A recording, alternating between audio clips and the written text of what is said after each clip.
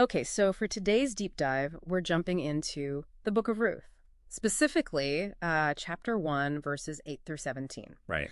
And our mission really is to look at this idea of faith beyond calculation and a pretty surprising ancestral secret hiding in plain sight. It's such a crucial little book. It connects the Mhm. the really chaotic time of the judges to the rise of the monarchy. It's almost like a behind-the-scenes origin story for King David.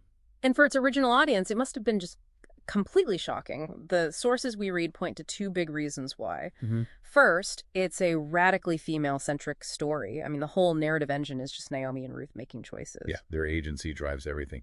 But the second challenge is it's just culturally explosive. It takes a direct shot at Israel's pure-blood doctrine. What do you mean by that exactly? Well, you have to remember the law. Deuteronomy 23 explicitly says a Moabite can't enter the assembly of the Lord, not even for 10 generations. It's a hard and fast rule. So when this story comes out and says that King David himself, the Mhm. great king, is descended from a Moabite woman. It's not a footnote, it's a revolution.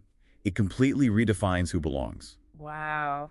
But before we get to that, the story opens with just immense tragedy. It does. It starts with an immigrant family. Elimelech, Naomi, and their two sons, they leave Bethlehem because of famine and go to Moab.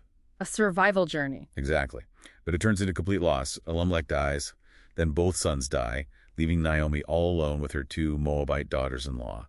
It's just this trio of grieving widows in a foreign land. So when Naomi hears the famine is over back home, she decides to return. But she tells her daughters-in-law to stay. She pushes them to go back to their own mother's homes. And she's pretty blunt about why, isn't she? Oh, brutally honest. She basically lays out the economics of despair. She tells them, if you follow me, you are choosing a life of hardship as foreigners and widows. She says the only way they could remarry in her family is if she, an old woman, could somehow have new sons for them, which is... But she knows is completely impossible. She's telling them, I have nothing left for you, go home. And this is where we hit that fork in the road. Orpah makes what seems like the rational choice. It's a completely logical choice, yeah.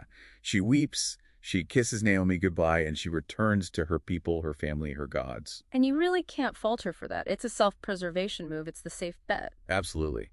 Which makes what Ruth does next so radical. Because Ruth just refuses. She refuses. She chooses this, what our sources call love's loyalty over any kind of personal calculation. She basically throws her calculator away. And she seals it with that incredible vow, your people shall be my people, and your God my God. And it gets even more intense. She says, where you die, I will die, and there I will be buried. Then she actually calls a curse down on herself if she ever breaks that promise. Just think about that from a practical standpoint. She's choosing poverty. She's choosing to be a despised foreigner in Bethlehem, all for her elderly, destitute mother-in-law. By any worldly measure, it was, the most foolish choice. No. She was willingly walking into a life of being looked down upon. So this foolish, non-calculated decision, where does it lead? She expected to be left, empty, as the text says. Completely empty.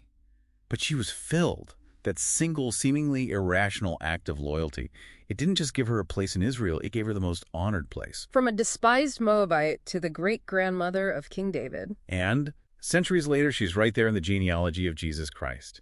Her decision completely rewrote her destiny, and in a way, the destiny of a whole nation. It's just such a profound story about risk and trust. And it leaves you with this really challenging question.